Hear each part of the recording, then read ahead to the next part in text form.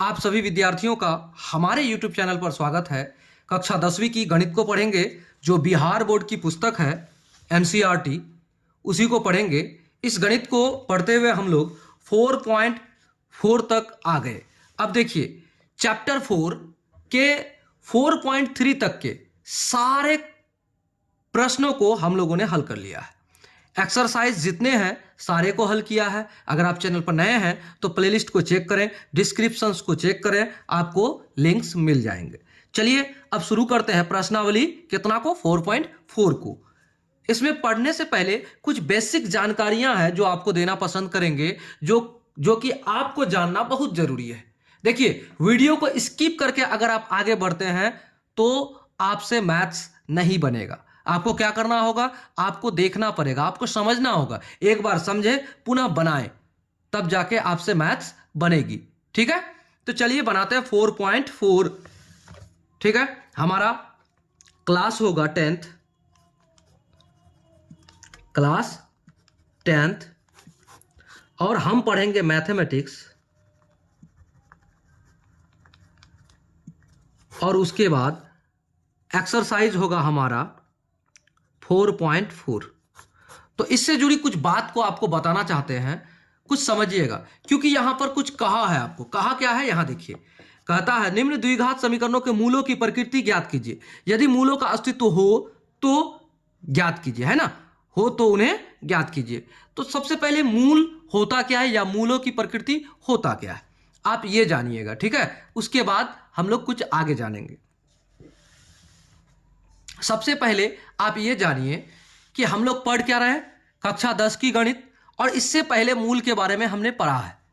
इससे पहले जो एक्सरसाइज थे उसमें हम लोग मूल के बारे में पढ़े हैं, लेकिन मूलों की प्रकृति का जो विशेष जानकारियां हैं वो आपको देना चाहेंगे, जो आपके यहां पर दिया हुआ है। देखिए यहां दिया हुआ है ना, ये दिया हुआ है। दो भिन्न वास्तविक मूल होते हैं यदि इतना, दो बराबर वास्तविक मूल होते हैं यदि इतना, कोई वास्तविक मूल नहीं होता है यदि इतना, आपको दिया है। इसको आप जरा समझिए।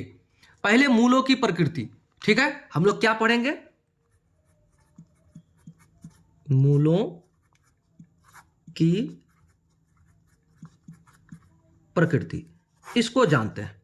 अब देखिए मूलों की प्रकृति हम लोग जानेंगे, और हम लोग जिसको पढ़ रहे हैं, जिस समीकरण को पढ़ रहे हैं वो क्या है, हमारा द्विघात समीकरण। क्या पढ़ रहे हैं, द्विघात समीकरण। एक बात बताइए, द्विघात समीकरण में, द्विघात समीकरण किसको कहता है, जिसकी अधिकतम घात, चर मान की जो अधिकतम घात होगा समीकरण में वो क्या होगा, 2 होगा, तभी द्विघात समीकरण वो कहलाएगा। ये आप जानते हैं। और उसके बाद अगर अधिकतम घात 2 है तो मूल कितने होंगे, 2 होंगे। ये भी आपको हमने बताया है, मूल कितने होंगे, 2 होंगे। और इसका व्यापक समीकरण होता है, द्विघात समीकरण का एक व्यापक समीकरण होता है, व्यापक समीकरण होता है। क्या होता है व्यापक समीकरण, आपको पता होगा, ax² plus bx plus c बराबर 0 होता है ना, एकदम होता है। और ये पद क्या होता है, अचर पद होता है। ये हमने काफी बार बताया है। ठीक है, अब देखिए इतना अगर आप जान गए, जहां पर एक बात याद रखिएगा, ये जो व्यापक समीकरण है इसमें कभी भी a का मान 0 नहीं होगा। तो जहां a नॉट इक्वल टू 0, ये कभी भी नहीं होगा। a का मान अगर 0 हुआ तो वो क्या होगा, द्विघात समीकरण नहीं है। इतना आप समझ लीजिए। ठीक है, अब देखिए मूलों की प्रकृति को निकालने के लिए हमें विविक्ति कर निकालना होता है। क्या निकालना होता है, विविक्ति कर। इस विविक्ति कर को अंग्रेजी में कहता है डिस्क्रिमिनेट। क्या कहता है, डिस्क्रिमिनेट इसको कहता है। विविक्ति कर को डिस्क्रिमिनेट कहा जाता है, और इसको डी से प्रदर्शित किया जाता है। किससे, डी से प्रदर्शित किया जाता है।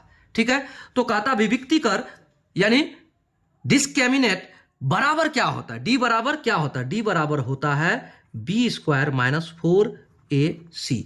ये एक फॉर्मूला है। क्या है, यह एक फॉर्मूला है, इसको आपको याद करना पड़ेगा।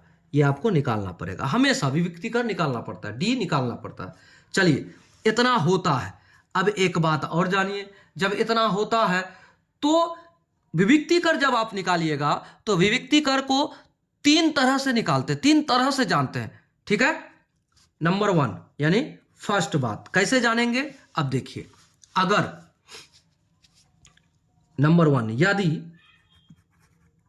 यदि डी का मान धनात्मक हो, यदि डी का मान यानी विविक्तिकर धनात्मक हो, क्या हो, यदि डी का मान धनात्मक हो, 3 तरह से जानेंगे इसलिए अच्छा से समझिएगा। यदि डी का मान धनात्मक हो तो क्या होगा, जैसे आपको पहले भी बताया था हमने, धनात्मक हो और 0 से बड़ा हो।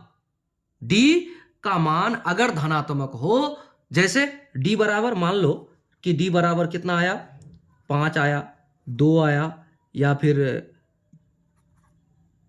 100 आ गया, या फिर 101 आ गया, ऐसा कुछ भी आ जाए धनात्मक में, तो क्या होगा, मूलों का अस्तित्व होता है। तो क्या होगा, ऐसी स्थिति में मूलों का अस्तित्व होता है। क्या होता है, मूलों का अस्तित्व होता है। इतना जान गए। और अगर ऐसा होगा तो मूल जो होंगे, दोनों मूल निकलेंगे, लेकिन वो दोनों अलग अलग होंगे। क्या होंगे, दोनों मूल, आपको लिख देते हैं, ऐसी स्थिति में दोनों मूल अलग अलग होंगे। आपको ये बात समझ में आ गई, दोनों मूल अलग अलग होंगे। अगर एक मूल आपका 2 निकला तो दूसरा मूल 4 भी हो सकता है, 7 भी हो सकता है, अलग होगा। इतना जान लीजिए, ठीक है। ये नंबर 1 हमने जान गया कि D बराबर क्या होगा, धनात्मक अगर D होता है, विविक्तिकर अगर हमारा धनात्मक होता है तो क्या होगा, हमें मूलों का अस्तित्व होगा, लेकिन दोनों मूल अलग अलग होंगे। इतना आप जान गए। तो चलिए अब दूसरा बात जानते हैं, इसी विविक्तिकर के बारे में दूसरा बात जानते हैं। यदि D का मान 0 हो, यदि D का मान 0 यानी 0 है ना, हो तो क्या होगा,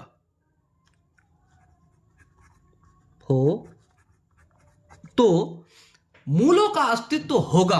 क्या होगा, ऐसा अगर होगा तो मूलों का अस्तित्व होगा, मूलों का अस्तित्व होगा, मतलब मूल होगा यानी हल होगा। लेकिन एक बात होगा इसमें, क्या होगा, अगर 0 होगा, D बराबर 0 होगा, तो हम कहेंगे वह, यानी कि, और दूसरा बात क्या होगा, दोनों मूल समान होगा।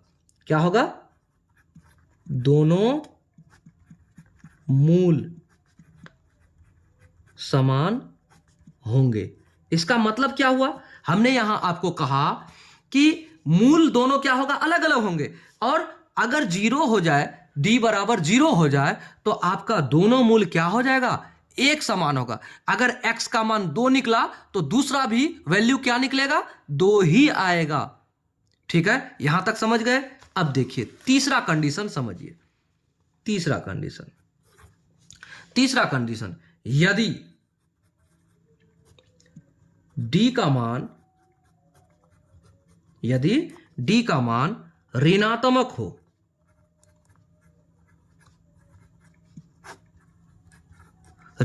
हो, तो क्या होगा, तो ऋणात्मक हो जाए तो क्या होगा, मूलों का अस्तित्व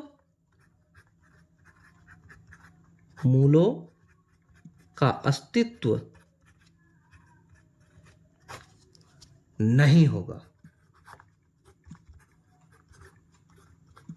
मूलों का अस्तित्व नहीं होगा। क्लियर, मूलों का अस्तित्व नहीं होगा, इसका मतलब कोई हल नहीं होगा, मतलब कोई हल नहीं। इसका मतलब यही हुआ, यानी हल नहीं होगा। देखिए, आप कक्षा 10वीं को पढ़ रहे हैं और हम लोग क्या पढ़ रहे हैं, वास्तविक संख्याओं के बारे में पढ़ रहे हैं। अगर वास्तविक संख्याओं के बारे में कह रहे हैं तो यहां कोई हल नहीं होगा। अगर हल की बात करें तो कक्षा यानी कि 10वीं के बाद जब आप मैथमेटिक्स को पढ़ेंगे तब जाके जो काल्पनिक संख्याओं का हल होता है उसमें फिर हल हो सकता है। लेकिन आपको वास्तविक संख्याओं के बारे में पढ़ना है तो हमें आगे कुछ नहीं जानना है, हमें यहीं तक जानना है। तो हमें यहां तक क्लियर हो गया कि ऋणात्मक होगा तो मूलों का अस्तित्व नहीं होगा, और मूलों का अस्तित्व जब नहीं होता है तो क्या होता है भाई, होता है कि कोई हल नहीं होगा। इतना अगर आप जान गए तो चलिए स्टार्ट करते हैं 4.4 को और बनाते हैं। ठीक है, इतना समझ गए? चलिए इतना समझ गए, अब हम लोग आगे बढ़ते हैं। अब हम लोग फिर पुनः आगे बढ़ेंगे और हम लोग पढ़ रहे हैं क्लास 10th और हमारा है मैथमेटिक्स, और एक्सरसाइज हमारा क्या है 4.4। इससे पहले के सारे प्रश्नों को हमने हल कर दिया है। अगर आप चैनल पर नए हैं तो आप लिंक्स को चेक करें, आप डिस्क्रिप्शन पे चेक कर सकते हैं, आप प्लेलिस्ट को चेक कर सकते हैं। सारे एक्सरसाइज के हल हमने कर रखा है, आप उसको चेक करके बना सकते हैं। और जिस प्रश्नावली को आप पढ़ रहे हैं, आप उस प्रश्नावली के जो चैप्टर शुरू होता है, जहां से जैसे 4.4 पढ़ेंगे तो चैप्टर 4 जहां से शुरू होता है 4.1 वहां से पढ़िए, आपको अधिक जानकारी आएगी और आपको समझ में ज्यादा आएगी। ठीक है ना, ताकि आप डिस्टर्ब ना हो, इसलिए हम आपको कह रहे हैं कि आप उसको चैप्टर वाइज पढ़ें। ठीक है ना, चलिए अब चैप्टर वाइज पढ़ने के लिए आपको हमने कह दिया 4.4। अब 4.4 को अब क्या करते हैं, प्रश्न संख्या 1 को हल करेंगे। प्रश्न संख्या 1 का 1 हल करेंगे। क्वेश्चन को पढ़ते हैं, क्या बोला गया है। देखिए, कहता है निम्न द्विघात समीकरणों के मूलों की प्रकृति ज्ञात कीजिए, यदि मूलों का अस्तित्व हो तो उन्हें ज्ञात करना है। सबसे पहला यही तो बात बोला ना आपको। देखिए अब शुरू करते हैं। क्वेश्चन है यानी दिया है आपको 2x² माइनस के 3x और प्लस के 5 बराबर 0। तो मूलों की प्रकृति ज्ञात करने के लिए सबसे पहले आपको क्या करना है, दोनों x का गुणांक और अचर पद को लिखना है, यानी a b c निकालना है।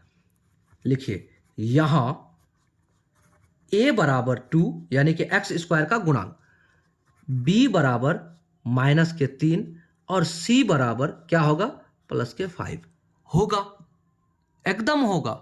उसके बाद आगे बढ़िए। अब क्या होता है, यहां आपको विविक्तिकर निकालना है। विविक्तिकर क्या निकालते हैं, डी। क्या निकालेंगे, विविक्तिकर डी। अब लिखते हैं विविक्तिकर डी बराबर क्या होगा भाई, डी बराबर होगा b² माइनस 4ac, यही होगा। तो d बराबर b², तो b² क्या है हमारा, b माइनस के 3 का square minus 4ac, 4 into a 2 into c क्या है भाई 5, हो गया, यही ना है। अब देखिए, अब हमें क्या करना है, इसको सरल कीजिए। माइनस माइनस क्या हो जाएगा, प्लस, 2 बार गुना होगा माइनस माइनस तो प्लस, और 3 दूना 3 तिया 9, और यहां माइनस, 4 दूना 8, 8 5 40, हो गया। अब 40 से 9 घटेगा तो क्या हो जाएगा 31, वो भी माइनस में, हो गया ना, माइनस में। अब माइनस में है तो हमने क्या बताया आपको, हमने बताया जब ऋणात्मक हो तो मूलों का अस्तित्व क्या होगा, नहीं होगा।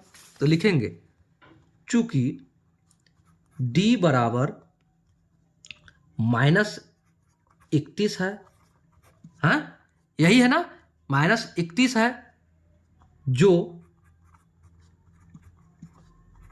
ऋणात्मक है, ऋणात्मक है, अतः यहां लिख देते हैं इसलिए मूलों का अस्तित्व नहीं होगा, इसलिए मूलों का अस्तित्व नहीं होगा, अतः कोई हल नहीं। इतना समझ में आ गया? प्रश्न संख्या 1 का 1 हमारा बन गया, कुछ नहीं था भाई। शुरू करते हैं अगला। चलिए नंबर 2 क्या दिया है? नंबर 2 में नंबर 2 कहता है, जबरदस्त प्रश्न है, डरना नहीं है, अंडर रूट में है तो ठीक है। चलिए नंबर 2 का हल क्या दिया है? अब दिया है 3x का square minus 4 under root 3 plus वो भी x प्लस 4 बराबर 0, यही ना दिया है। अब इसको आप क्लियर कीजिए आगे। अब क्या कर सकते हैं आगे? अब देखिए यहां a बराबर 3, b बराबर माइनस के 4 और अंडर रूट 3 और उसके बाद c बराबर 4 है ना, यही दिया है। अब आगे आप क्या कीजिएगा? आगे आप कर सकते हैं विविक्ति कर,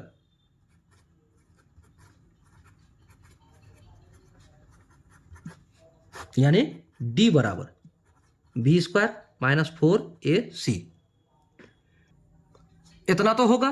तो b बराबर क्या हो जाएगा? b आपका है माइनस के 4 अंडर रूट 3 गुणा, यानी कि इधर हो गया स्क्वायर माइनस 4 इंटू ए क्या है हमारा 3 और c क्या है हमारा 4, हो गया। अब इसको हम लोग क्या कर सकते हैं? देखिए इसका मतलब है, स्क्वायर का मतलब है कि माइनस के 4 दो बार गुना होगा, 4 चौका 16, 4 चौका 16 और माइनस माइनस प्लस, यानी 16 गुना। अगर अंडर रूट दो बार गुना हो तो रूट हट जाता है और टोटल क्या आ जाता है? 3 है तो 3 आ जाएगा, जो संख्या है वही आ जाएगा। तो इतना माइनस 4 तिया 12 चौका 48। अब इसको क्या करेंगे? 16 तिया 48 माइनस 48 बराबर 0।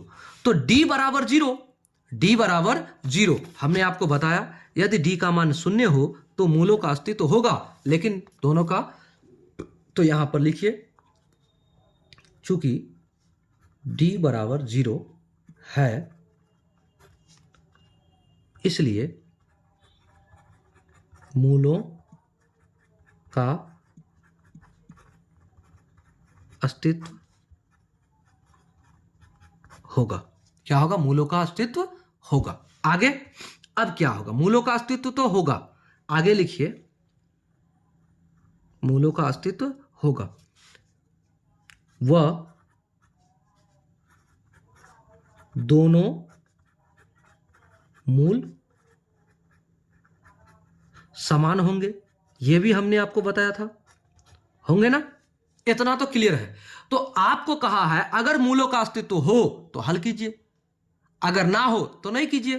तो अब क्या करते हैं? अब हमने मूलों का अस्तित्व निकाल लिया। अब देखिए, अब समीकरण क्या है हमारा? 3x का स्क्वायर माइनस 4 रूट अंडर 3 और उसके बाद x प्लस के 4 बराबर 0, इतना है। और हमें यह भी पता है कि यहां a बराबर इतना, b बराबर इतना, c बराबर इतना, और आपको हमने क्या किया है? ये d बराबर इतना निकाल के दे दिया है। तो आपको क्या करना है? फॉर्मूला लगाना है। क्या फॉर्मूला लगाना है? कि x बराबर द्विघाती सूत्र वाला, द्विघाती सूत्र क्या होता है? द्विघाती सूत्र से, द्विघाती सूत्र दो तरह से होता है। क्या क्या होता है? इसका सूत्र होता है x बराबर क्या होता है? देखिए माइनस के b plus minus under root B square minus के 4ac बाय 2a, ये होता है। या फिर इसी को लिखते हैं, ये फॉर्मूला को दो तरह से लिखा जाता है, ये फॉर्मूला को दो तरह से लिखा जाता है। एक होता है माइनस के b plus minus under root क्या d बटे 2a। तो d का मान हमने तो निकाला, d का मान हमने तो निकाला, d बराबर B square minus 4ac, B square minus 4ac हमने निकाला। क्या निकाला? हमने अभी अभी निकाला, 0 है। तो उसको बैठा दीजिए और इसको हल कीजिए। तो चलिए हल करते हैं। अब क्या करेंगे, अब करते क्या है, मान बैठाते हैं। तो x बराबर क्या बैठाएंगे, मान माइनस के b। तो माइनस के b आपका b क्या है, माइनस इंटू माइनस 4√√3 आ गया। उसके बाद प्लस माइनस, उसके बाद ये जो d है यानी कि b² माइनस 4ac हमने निकाला है, तो वो क्या है, 0 है, तो इसको 0 रख दिया। उसके बाद बटे 2a, 2 तो दे दिया, a क्या है भाई हमारा, a है हमारा 3, दे दिया। कितना आसान हो गया ना। अब इसको सरल कीजिए, तो माइनस माइनस प्लस यानी कि 4√√3, अब प्लस माइनस √0। तो 0 का मतलब ये 0 ही है, कोई मतलब ही नहीं है, 0 का मतलब 0 बटे क्या आ जाएगा 6। इसको हम लिख सकते हैं, क्या लिख सकते हैं, 4√3 प्लस माइनस 0/6 लिख सकते हैं। तो ये x का मान है, ये x का मान है। अब आप हमें बताइए, एक बार प्लस चिन्ह लेने पर,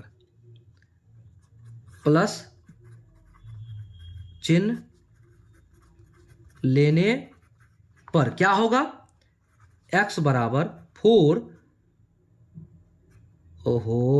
√3, x बराबर 4 इंटू √3 और प्लस चिन्ह लेंगे तो प्लस के 0/6 बराबर क्या हो जाएगा, बराबर होगा 4√3 बाय, अब यहां पर 6।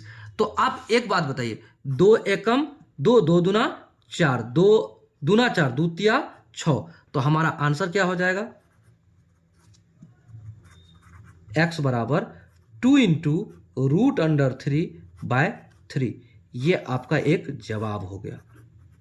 ठीक है, अब दूसरा जवाब, ऋण चिन्ह यानी कि माइनस चिन्ह लेने पर सेम होगा, दोनों सेम होगा, क्योंकि आपको 0 आया था ना, d बराबर, तो क्या हो जाएगा, x बराबर क्या हो जाएगा 4√3 और माइनस के 0/6। इसको हल कीजिए, क्या हो जाएगा, x बराबर 4√3, ये 0 घट जाएगा, कुछ नहीं बचा, 6, 2 दूना 4, 2 तिया 6, इसलिए x बराबर क्या हो जाएगा 2√3/3। ये भी एक आंसर है। तो सेम टू सेम आया कि नहीं भाई, देखिए दोनों बराबर है कि नहीं, एकदम बराबर है, तो हो गया, ये भी हल कर लिया हमने। प्रश्न संख्या कितना को हल कर लिया, 2 भी हो गया। चलिए प्रश्न संख्या 3 को देखते हैं। प्रश्न संख्या 3 है 2x² माइनस 6x प्लस के 3। क्या है, प्रश्न संख्या 3 आपको दिया है, हल करते हैं डायरेक्टली। क्या दिया है वो डायरेक्ट लिख देंगे, 2x² माइनस के 6x प्लस के 3 बराबर 0, यही तो दिया है। अब ये दिया है तो इसमें यहां लिखिए, यहां a बराबर 2 यानी x² का गुणांक, b बराबर क्या दिया है, b बराबर 6x तो माइनस के 6 और c बराबर क्या है प्लस के 3, यही दिया है। तो विविक्ति कर हमें यही निकालना है पहले ना, विविक्ति कर d बराबर क्या होता है, b² माइनस 4ac, यही होता है फॉर्मूला। तो b² क्या है, माइनस के 6 का स्क्वायर माइनस 4ac, तो 4 क्या है, 4 आ गया, a क्या है, a आपका 2 इंटू c आपका क्या है 3, है ना। अब चलिए 6 है 36 और ये प्लस हो जाएगा, माइनस 4 दूना 8, 8 तिया 24, तो 24 घटाइए कितना हो जाएगा, तो 2 हो जाएगा यहां पर और यहां पर 1, तो ये आपका आ गया 12। तो 12, अब हमें ये बताइए, ये जो 12 है आपका धनात्मक है कि ऋणात्मक है, तो धनात्मक है, चूंकि d का मान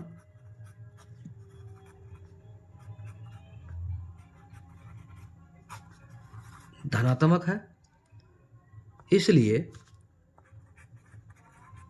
मूलों का अस्तित्व होगा ना, एकदम होगा। जब होगा तो हमें हल करना है। अब क्या करते हैं, अब हम लोग हल करते हैं। 2x² माइनस के 6x प्लस के 3 बराबर 0 है ना। अब करते हैं द्विघाती सूत्र से, द्विघाती सूत्र से। तो द्विघाती सूत्र होता है x बराबर माइनस के b प्लस माइनस √d बटे 4ac होता है। हम इसको b² माइनस 4ac के जगह d कर दिए। क्लियर। तो d हमारा क्या है, जो मान है उसको बैठा देंगे। तो चलिए आगे बढ़ते हैं। d हमारा है d बराबर 12। तो चलिए क्या हो जाएगा, माइनस के b क्या है हमारा, माइनस के 6 और प्लस माइनस d हमारा क्या है 12 बटे 4ac नहीं होगा, 2a होगा, 2a होता है, 2a होता है, सॉरी यहां पर 4ac नहीं होता है, 2a होता है। क्लियर। चलिए 2a होता है तो 4 नहीं होगा, 2 होगा, 2 इंटू a क्या है हमारा 2 आ गया। इतना तो आपको समझ में आ ही गया होगा। चलिए यहां थोड़ा सा कचरा हो गया, इसके लिए सॉरी। चलिए आगे बढ़ते हैं। अब यहां पर हम क्या करेंगे, अब यहां पर करेंगे क्या, देखिए माइनस और माइनस क्या हो जाएगा प्लस, यानी 6। अब उसके बाद प्लस माइनस ये तो रहेगा ही। अब यहां देखिए 12 को हम किस रूप में लिख सकते हैं, 4 तिया 12, तो यानी 2 गुना 2 गुना 3 कर सकते हैं ना। अब देखिए बट्टे क्या हो जाएगा, 2 दूना 4, 2a। तो 2a आपका होता है, 2a क्या होगा, तो 2 इंटू a 2 दूना 4 इतना आ गया।